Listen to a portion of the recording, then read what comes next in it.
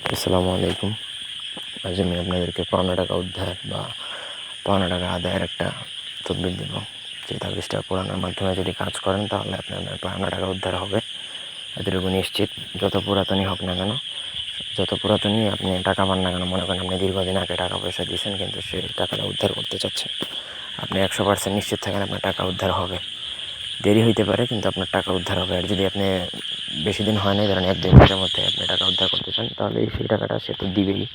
কোনোভাবেই আপনার টাকা সে যার কাছে পান সে হজম করতে পারবে না। 1000% গ্যারান্টি। সে যত বড় হনুই হোক না কেন, এই চালানের পর যদি সে টাকা হজম করতে পারে তাহলে আমি তারে আমার নিজের বাপ হিসেবে মানব। এমন কোনো বাপের বেটা এখনও হয় নাই এই চালান করার পর টাকা হজম করে রাখতে পারবো। ব্যক্তিগত যে কোনো প্রয়োজন বা যে কোনো কাজের জন্য স্ক্রিনে দেওয়া নাম্বারে সরাসরি ফোনে বা হোয়াটসঅ্যাপে যোগাযোগ করে যে কোনো কাজ করাতে পারবেন, দেশে অথবা দেশের বাইরে থেকে। স্ক্রিনে যে নকশাটা দেখতে পাচ্ছেন খুবই জটিল একটা নকশা। লেখা ভালো করে শিখবেন। 100টা ভুল হলে নিজের কাজ হবে না, উল্টা আপনার নিজের ক্ষতি হতে পারে।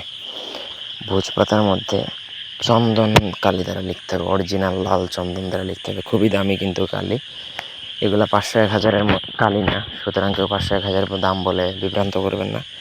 এই কালি দ্বারা আপনাকে 3টা নকশা লিখবেন। নিচে দেখুন নাম, মায়ের নাম এবং উদ্দেশ্য লিখবেন। আপনি আপনার কোন জিনিসটা ফেরত চান, পাওনা টাকা, জায়গা জমি, সোনা, অলঙ্কার, আপনার যে কোনো মূল্যবান বস্তু উদ্ধার করতে পারবেন। এটা দিয়ে লিখবেন, উদ্দেশ্যটা লিখবেন সঠিকভাবে।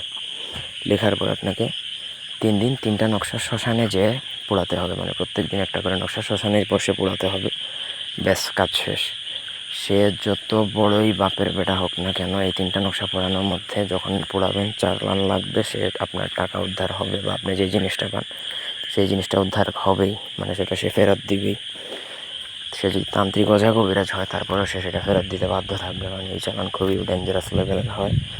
সঠিক নিয়মে কাজ করবেন, ফলাফল পাবেন, অথবা আমাদেরকে দিয়েও করাতে পারেন।